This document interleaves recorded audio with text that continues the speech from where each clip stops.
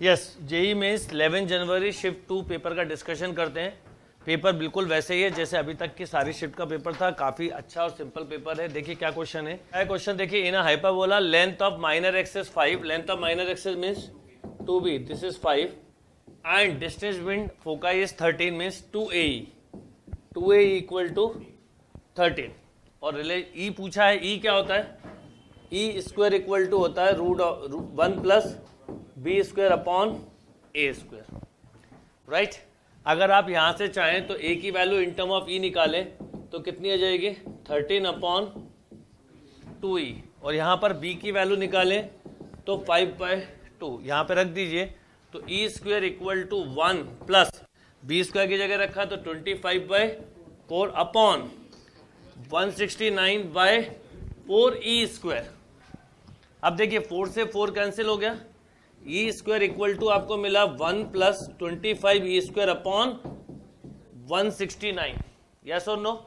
ई पूरे एक तरफ कर लो तो e square minus 25/169 e square equal to 1, तो ये 169 minus 25 144 e square equal to 169, then e square equal to 169/144, therefore e equal to 13/12।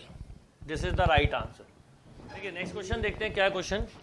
A circle cut the chord on x-axis of length 4a. If this circle cut the y-axis at a point whose distance from origin is 2b, locus of its center.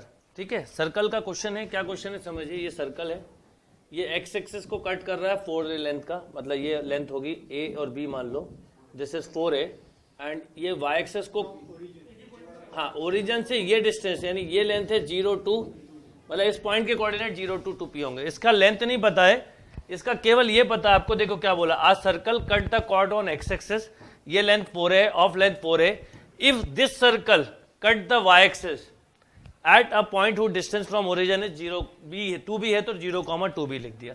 From origin 2b, locus of it centre. अब locus of centre निकालना है तो इसके coordinate अगर मैं h के ले लूं तो ये लेंथ अगर 4 है तो देखिएगा ये रेडियस होगा r, ये लेंथ होगी 2a, ये लेंथ होगी k, यस और नो।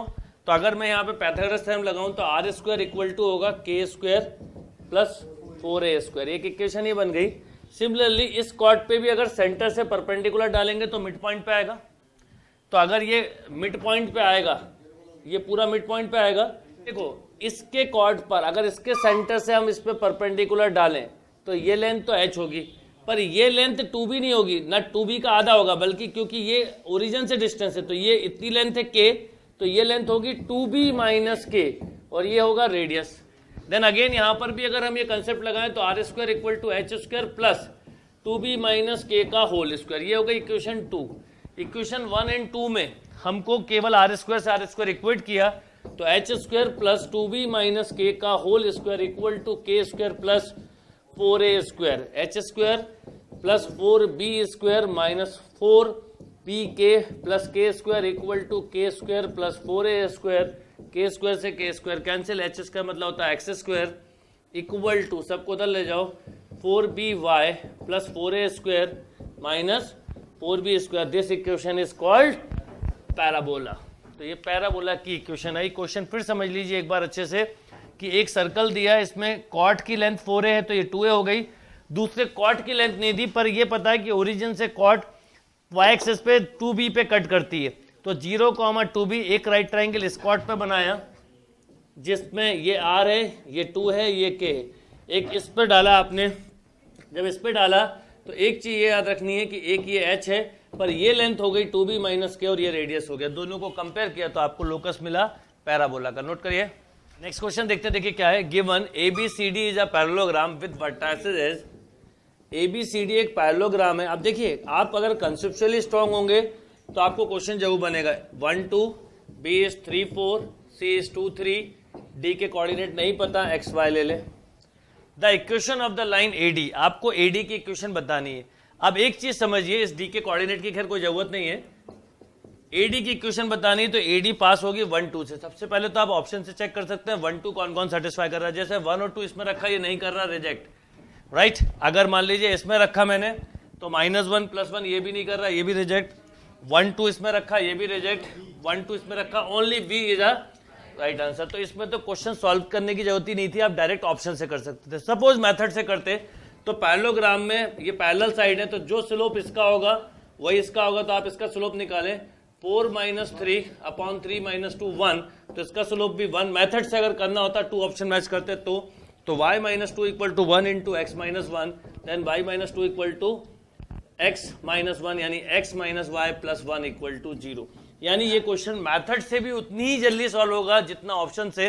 पर अगर आपको दिख रहा है ए से पास होने वाले चेक कर लीजिए, पर ऑप्शन से जब भी चेक करें तो आप 3 रॉन्ग आंसर को पहले चेक करें, बाई चांस एक ही सेटिस्फाई कर रहा है कर लिया।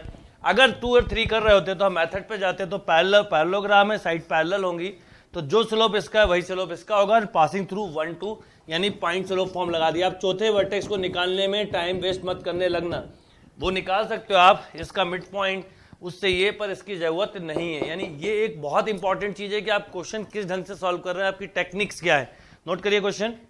चलिए नेक्स्ट क्वेश्चन देखते हैं। देखिए डोमेन का है, मैपिंग का क्वेश्चन है, फंक्शन बेस्ड है।